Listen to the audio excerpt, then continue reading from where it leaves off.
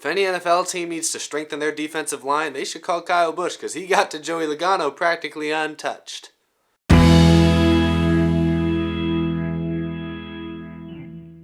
How's it going, everybody? I'm Eric. Welcome to this episode of Out of the Groove. And as you can see, I'm out of my usual studio. I'm back home to film this episode this week. It's my spring break, and yet I'm still working.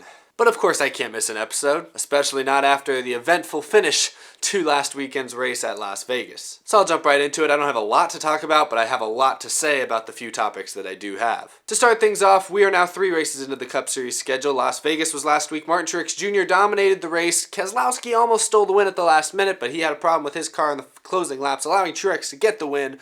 Toyota now on the board with their first win of the season to join Keselowski and Kurt Busch, a pair of Fords. Kyle Larson and Chase Elliott continue to impress, both with top 5 finishes. Joe Gibbs Racing and Hendrick Motorsports for the most part, again, not quite showing the same level of speed we're accustomed to seeing from those two teams. In the Gibbs camp, Denny Hamlin led the way with a 6th place finish. Kenseth was 9th. Kyle Busch finished 22nd.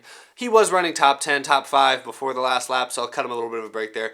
But still not as strong. None of those cars ever threatened to race for the lead, so still not quite what we're used to with Toyota. Or Joe Gibbs Racing, specifically. Hendrick Motorsports, other than Chase Elliott, we didn't really hear from Dale Jr. much at all during the race. Jimmy Johnson had a pit road, had to come in late to fix lug nuts on his car, which really hurt his average, or hurt his finish. I think he finished 11th in the race.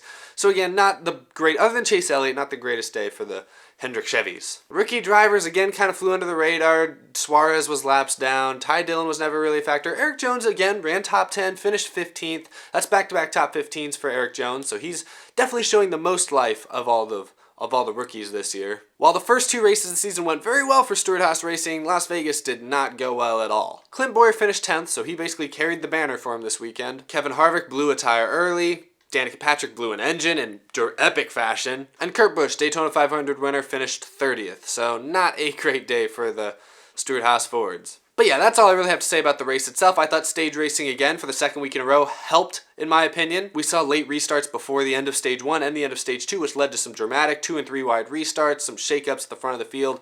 You know, hard racing without anyone wrecking or doing anything stupid. So I think the stage racing, again, for the second week in a row, did a solid job. Not going to get into stage racing again this episode. I'll give that more time. Real quick, last week it was also announced, I believe it was announced either on Wednesday or Thursday. I record these episodes on Wednesday, usually kind of early in the day. So it, of course, was announced just after I'd filmed and edited and everything.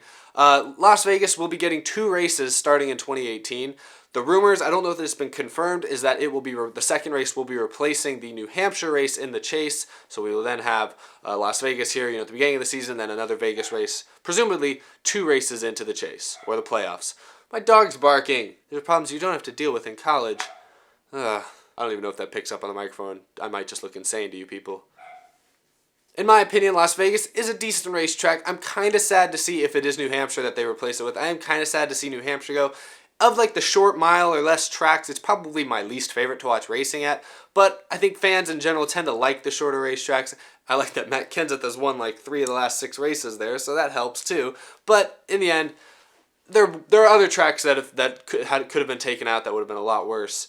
Unfortunately, we're still left with 2 Pocono races. That's probably the most depressing part of this whole thing. But anyway, on to the biggest story that most everyone was talking about at the end of this race. Let's be real, the first 2/3 of the race or so weren't that thrilling, didn't have that many big exciting moments.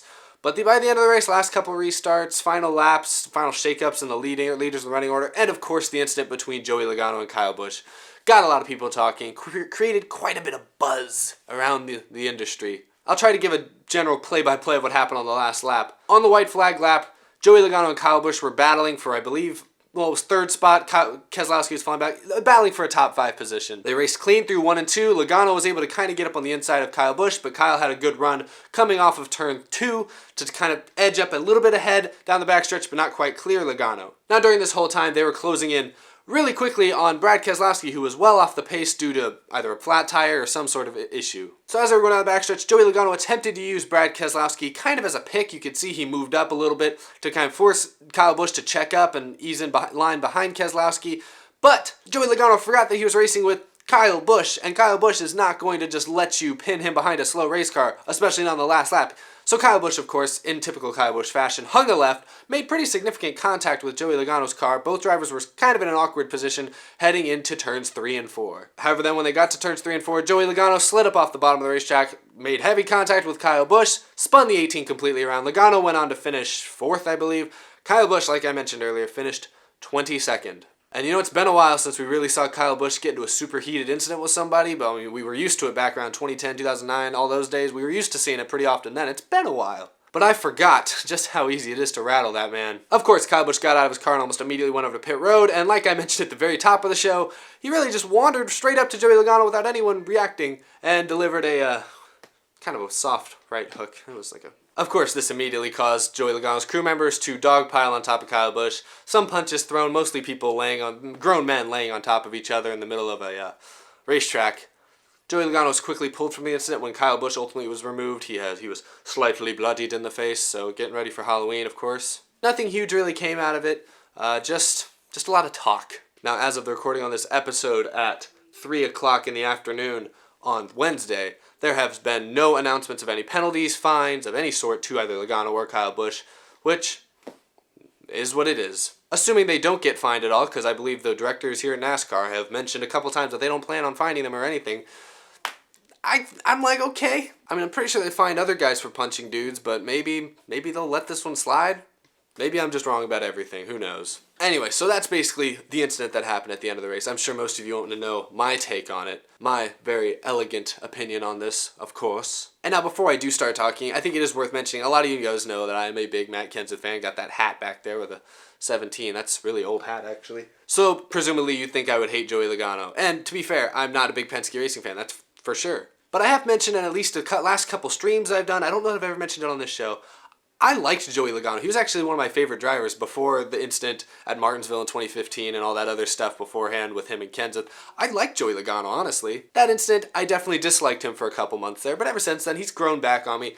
I'm pretty indifferent to Joey Logano. I like him all right. I don't hate him. I don't love him. He is what he is. And I hope that will allow you guys to believe that I'm trying to be very objectional here. I'm not holding any personal grudges against either of these drivers, because I've never been a big fan of Kyle Busch either. In fact, Kyle Busch, by the time around 2010 or 2011, I hated him. I disliked Kyle Busch. He was probably my top 2 or 3 least favorite drivers in the sport. I mean, as I think most of our, if you're not a fan of Kyle Busch, most people really dislike Kyle Busch, and I was more on that end, especially early on. But since 2012, 2013, he'd started to grow on me a little bit more, and seeing the way he came back from injury in 2015 to win the championship and everything, that was pretty cool. I honestly gained a lot of respect for him back then, and he's been able to keep it fairly clean for the last couple of years, so I figured he'd be able to keep that rolling. So again, I'm pretty indifferent to Kyle Busch as well.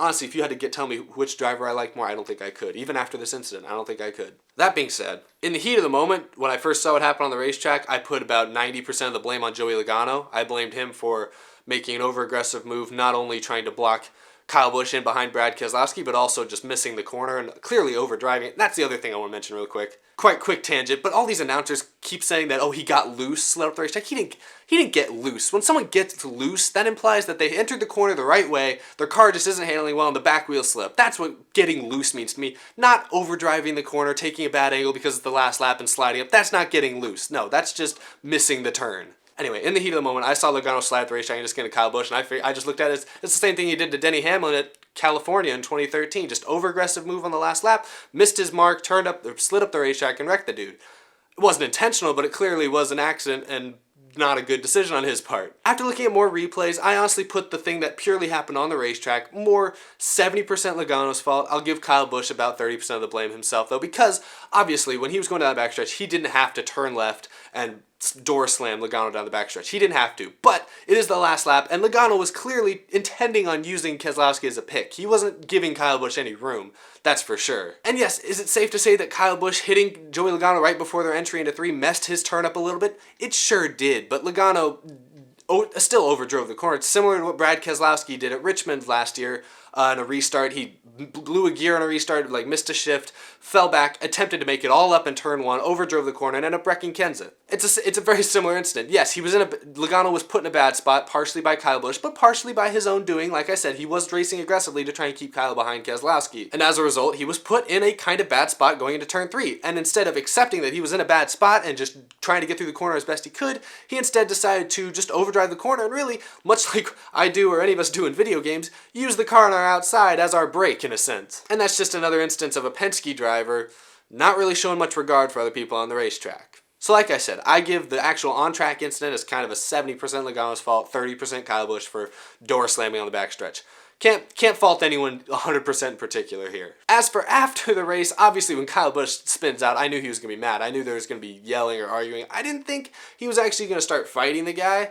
I really didn't think that was going to escalate, especially not this early in the season. Like, save the fighting for the playoffs, guys. Come on. But that's what I say. It's been about 6 or 7 years since we really saw Kyle Busch get super heated with people on a consistent basis, so I kind of forgot how quick he can be to temper.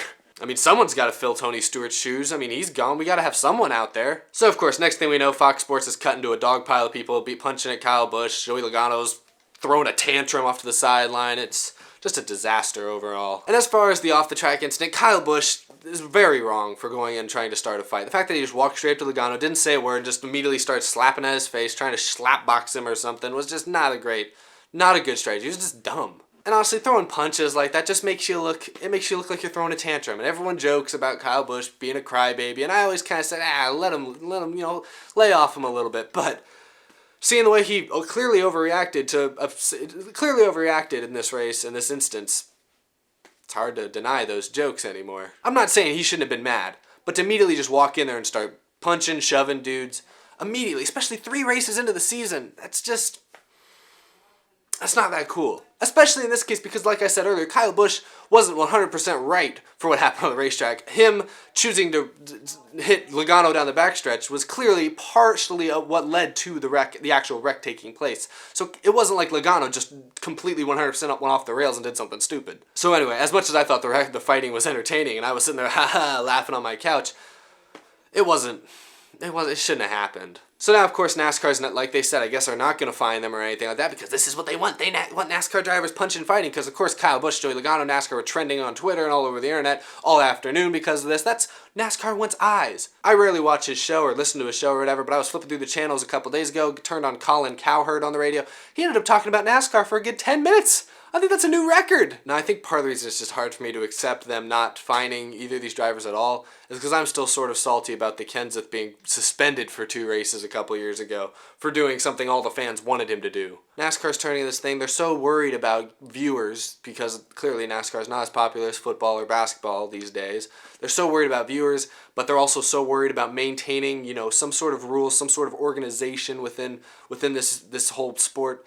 And so they're consistently trying to walk that fine line between what is too far, what sort of fighting incidents are too much, that the racing itself becomes a bad thing, and how much of it is good because it's always like publicity. There's no such thing as bad publicity, you know what I mean? It's another instance of that. I think this fight, since nothing came out of it, it's a whole lot of nothing in the end. Again, it's 3 races into the season. Joey Logano and Kyle Busch are going to both make the chase. This race in the end hardly means anything. I mean, sure, would you have liked to finish 5th place or 4th place wherever they were battling for? Of course, yes, and finishing 22nd sucks if you're Kyle Busch. I completely understand that. But come on, use your words. Be somewhat level-headed about it, Don't immediately just walk in and start swinging punches because you know what that's going to spark. Debates, discussions, bad publicity. And if you're Kyle Busch, you don't need any more bad publicity. So yeah, that's in the end. If I'm going to count the whole incident from an overarching sense, I give about 55 to 60% of the blame still on Logano, mainly for what happened on the racetrack. But Kyle Busch, the way he handled it off the racetrack, deserves at least 40% of the blame, in my opinion, because he didn't handle it very well either. In the end, it made my opinion of both these drivers go down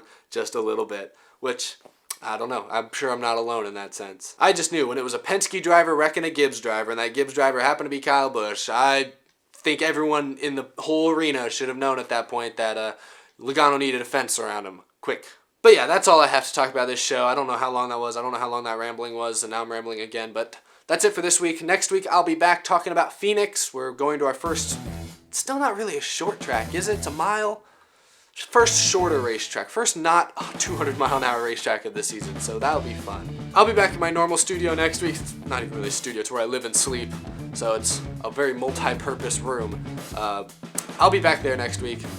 Leave your comments down below if you agree, disagree with Kyle Busch and Logano with the whole incident. Give your take on anything, any questions you have I like to answer, I'll try to answer. But that's all I got. Thanks for watching, guys. Follow me on Twitter at DexRacing. I'm going blank. Patreon.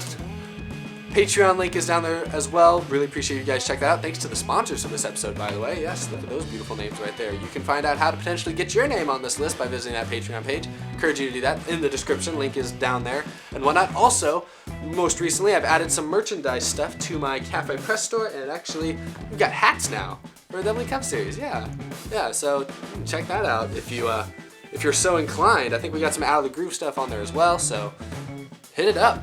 So yeah, Twitter, Cafe Press, Patreon, all that good stuff. Check it out. Thank you guys for watching. Thanks for sharing, liking, all that stuff.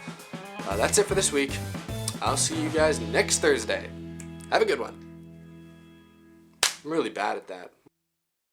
Wow, this thing still has the sticker on it from when I ordered it. It actually just showed up in the mail just before I started filming this, which is basically was my reminder of, oh shoot, yeah, that's right, I gotta film an episode today.